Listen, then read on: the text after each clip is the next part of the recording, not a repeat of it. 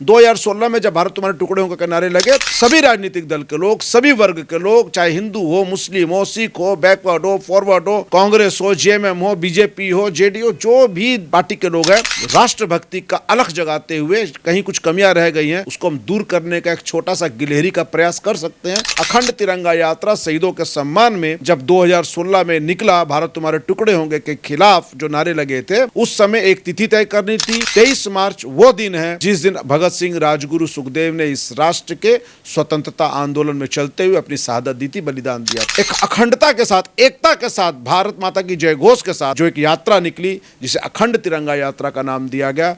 आप देखेंगे सभी राजनीतिक दल के लोग, सभी धर्म के लोग, सभी वर्ग के लोगों का उसमें जुड़ाव रहा। 2016 में ये यात्रा अभूतपूर्व रही, पूरे देश ने देखा ये यात्रा। नमस्कार, सुशल संवाद में स्वागत है। मैं शशि भूषण। देश भर में एक ऐसी अनोखी तिरंगा यात्रा जो लगातार पिछले 10 सालों से निकल रहा निरंतर, और अपने आप में ही एक अनोखा प्रयास है जिसमें लाखों लोग हिस्सा लेते हैं।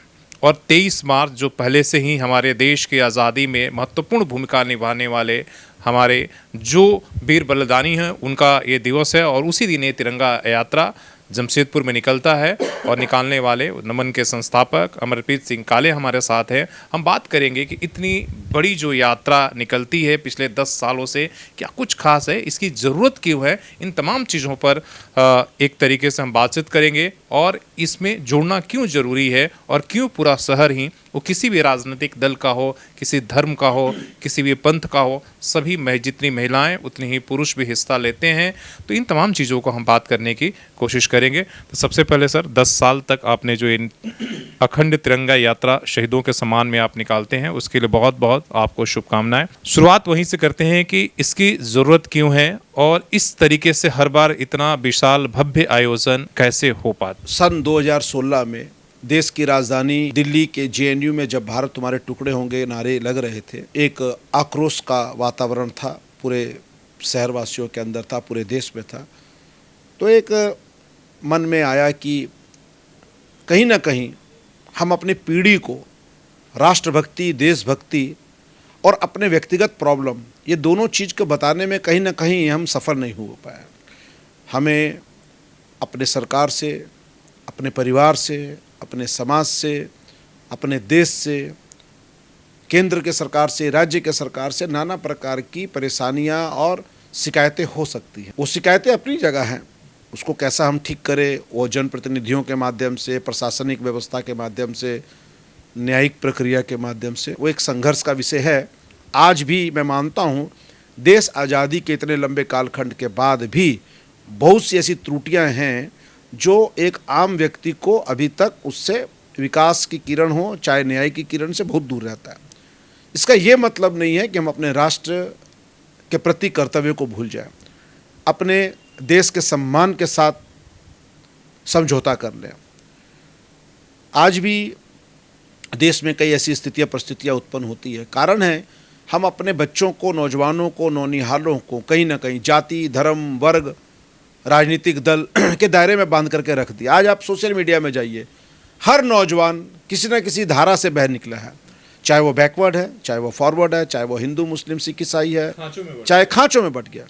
आप खांचों में बटें, ठीक है, आपको एक्टिव रहने के लिए और बहुत सी कारण है कि आपको खांचों में बटना है तो आप बटिए, लेकिन आखिरकार आपका जो मुख्य धारा है, जो हमारा एक सिस्टम है, स्ट्रक्चर है देश का, उसको हम कहीं ना कहीं अपने बच्चों को बताने में मुझे लग रहा है कि कहीं कमी रह गई है। इसलिए 2016 में जब भारत तुम्हारे टुकड़े होकर नारे लगे, तो एक व्यवस्था बनी कि हम एक माँ भारती के जय घोष के साथ सभी राजनीतिक दल के लोग, सभी वर्ग के लोग, चाहे हिंदू हो, मुस्लिम हो, सिख हो, बैकवर्ड हो, फॉरवर्ड हो, कांग्रेस हो, जेएमएम हो, बीजेपी हो, जेडीयू, जो भी पार्टी के लोग हैं, क्या हम सबको एक ध्वज के नीचे, एक नारे के नीचे राष्ट्रभक्ति का अलख जगाते हुए कहीं कुछ कमियां रह गई हैं, उसको हम दूर करने का एक छोटा सा गिलहरी का प्रयास कर सकते हैं। तो 2016 में ये प्रयास प्रारंभ हुआ। नमन शहीदों के सपनों को मैं हर जगह कहता हूँ, मैं आपके माध्यम से भी कहना चाहता हूँ, अखंड तिरंगा यात्रा शहीदों के सम्मान में जब 2016 में निकला, भारत तुम्हारे टुकड़े होंगे के खिलाफ जो नारे लगे थे, उस समय एक तिथि तय करनी थी, मार्च का महीना था, सामने में 23 मार्च का दिन आ गया। 23 मार्च वो दिन है जिस दिन भगत सिंह, राजगुरु, सुखदेव ने इस राष्ट्र के स्वतंत्रता आंदोलन में चलते हुए अपनी शहादत दी थी, बलिदान दिया था, एक सर्वोच्च बलिदान दिया था, एक शौर्यमय अवसर प्राप्त हुआ, तो 23 मार्च को चुना गया। 2016 में हम सब के प्रयास से, शहरवासियों के प्रयास से, उसमें मीडिया का सहयोग रहा। 2016 में अखंड तिरंगा यात्रा शहीदों के सम्मान में जो निकली वो अभूतपूर्व थी। देश की राजधानी में नारे लगे थे, जेएनयू में लगे थे, लेकिन उतना विराट एक अखंडता के साथ, एकता के साथ, भारत माता की जय घोष के साथ जो एक यात्रा निकली, जिसे अखंड तिरंगा यात्रा का नाम दिया गया।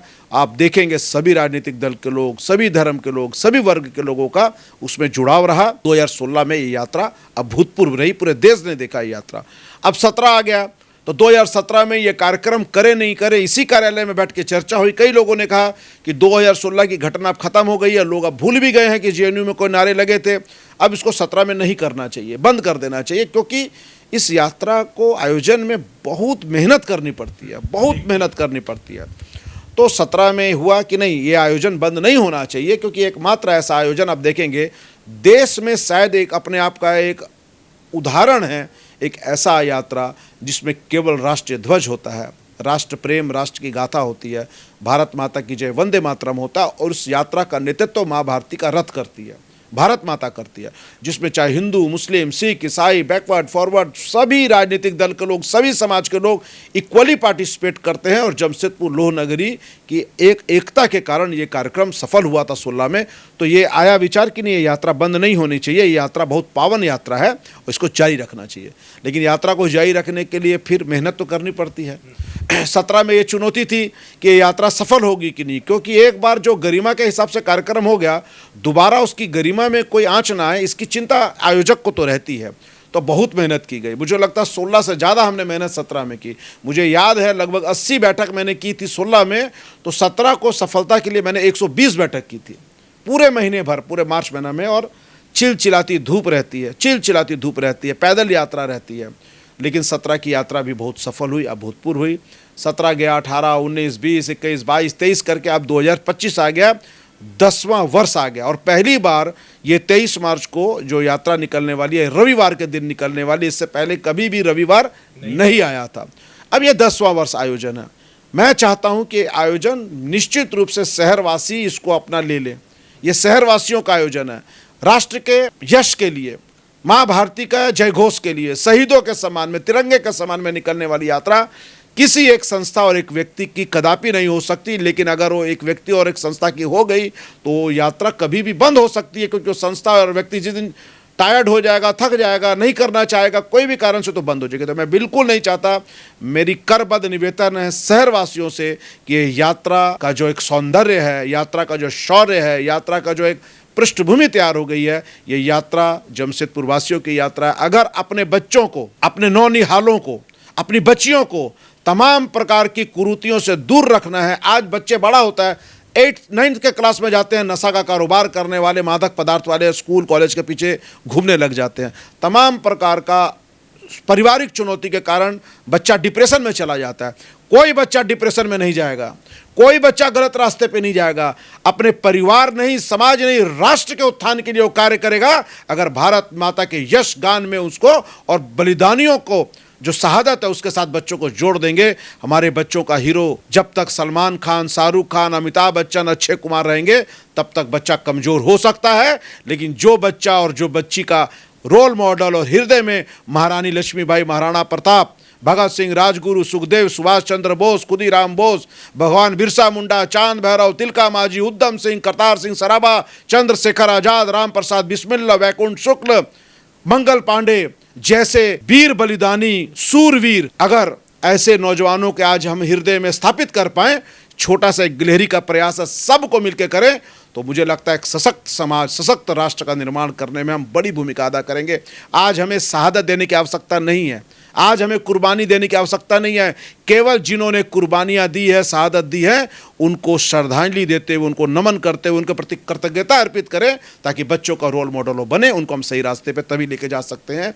नमन का केवल और केवल प्रयास है कि हम गली गली तक, मोहल्ले तक जाकर, आप देखेंगे महिलाओं की बड़ी संख्या में इसमें भागीदारी रहती है। मेरा प्रयास रहता है कि घर की बेटी, घर की बहू, घर की सास अभी मैं लगातार बैठक कर रहा हूँ और नौजवानों से ज़्यादा बैठक में हमारी बहनें आ रही हैं। मातृशक्ति का हमेशा सहयोग रहा है।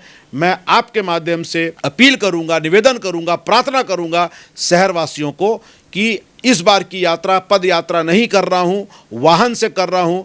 10 किलोमीटर प्रति घंटे की रफ्तार से ये वाहन चलेंगे, बहुत स्लो चलेंगे, लेकिन इसलिए वाहन से कर रहा हूँ। पिछली बार कई बुजुर्ग और कई महिलाओं को परेशानी हुई थी, बेहोश भी हो गई थी, तो लोगों को आया कि इसको हम धीरे धीरे सने सने करेंगे, लेकिन गाड़ियाँ रहेंगी। आप अपनी गाड़ी से, स्कूटी से, ऑटो से, 4 चक्के से, वाहन से आप आएंगे।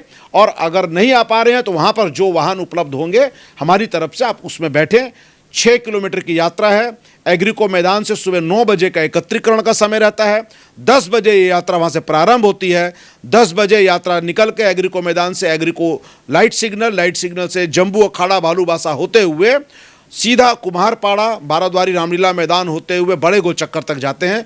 बड़े गोल चक्कर से लेफ्ट लेकर के बसंत सिनेमा से आपका 9 नंबर मनोकामना मंदिर, साक्षी गुरुद्वारा होते हुए काली माटी रोड, हावड़ा ब्रिज होते हुए गोलमरी होते हुए पुनः हम एग्रीको मैदान में समाहित करेंगे।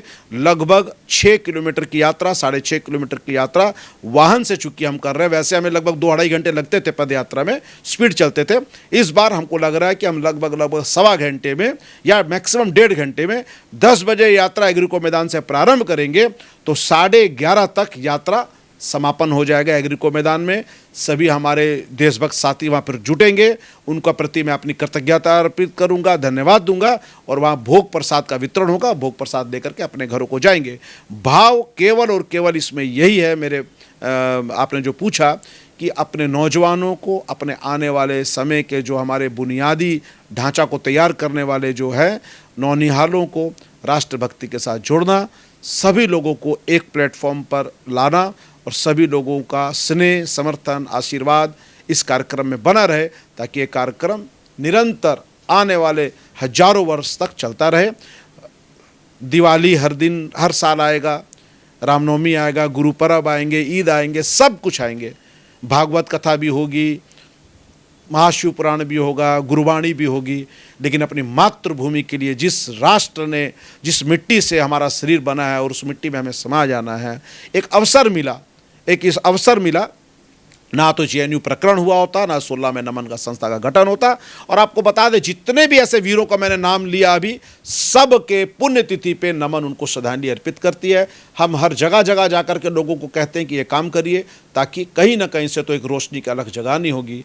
लोगों का स्नेह, शहरवासियों का प्यार, शहरवासियों का आशीर्वाद, शहरवासियों का समर्थन इस शौर्यमय यात्रा में जो भारत माता के लिए है, उसमें आप सबका रहे, ऐसा मेरा करबद्ध निवेदन है, प्रार्थना है। और मुझे पूरा उम्मीद है हर वर्ष की भांति इस बार भी यात्रा शहरवासियों के समर्थन के साथ बहुत शानदार होगी।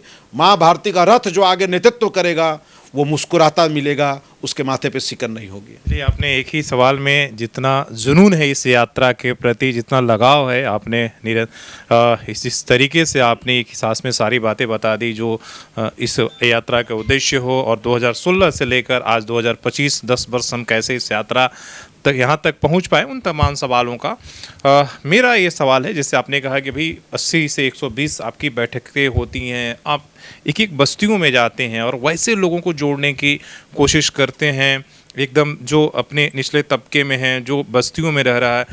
ये जुनून जो है एक तरीके से, हालांकि 15 अगस्त 26 जनवरी को हर कोई ये इस तरह की झंडा मतलब इस दिन याद करता है बलिदानियों को, लेकिन आप जिस तरीके से, जिस जुनून से भी बता रहे थे, जिस लगाव के साथ बता रहे थे कि हर कोई जो है उससे जुड़े तो गलत रास्ते पर बच्चा नहीं भटकेगा, इस जुनून और लगाव के पीछे कुछ किस तरीके से, इतना इस तरीके से पिछले 10 सालों से इस लगाव को आप बनाए रखे हैं?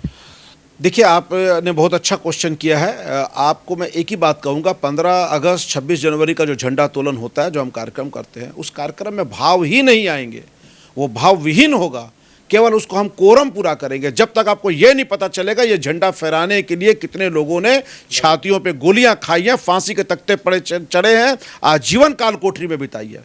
वो झंडे का सम्मान उस राष्ट्र की स्वतंत्रता आंदोलन में कितने दगीचियों ने अपने हड्डियां गलाई हैं, कितनी माताओं की कोख से जने बच्चे जो अपने घर परिवार को, अपने भाई बेटा माँ पिता सबको छोड़ के सर्वोच्च बलिदान देने चल गए माथे में कफन डालकर। जब हम उस तासीर को नहीं समझेंगे, जब उस भाव को नहीं समझेंगे, तो केवल झंडा तोलन कोरम रह जाएगा।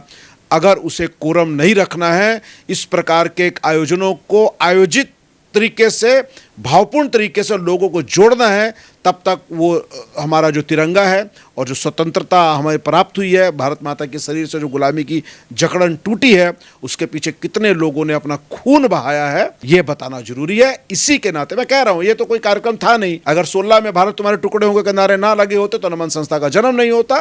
तो मैं मानता हूँ कि हर क्राइसिस पे कोई ना कोई एक अपॉर्चुनिटी भी मिलती है। तो हमको एक एक एक एक अब तो परंपरा बन चुकी है, मैं परंपरा बना दी है। परंपरा मैंने नहीं बनाई है, परंपरा शहरवासियों के समर्थन ने बना दी है।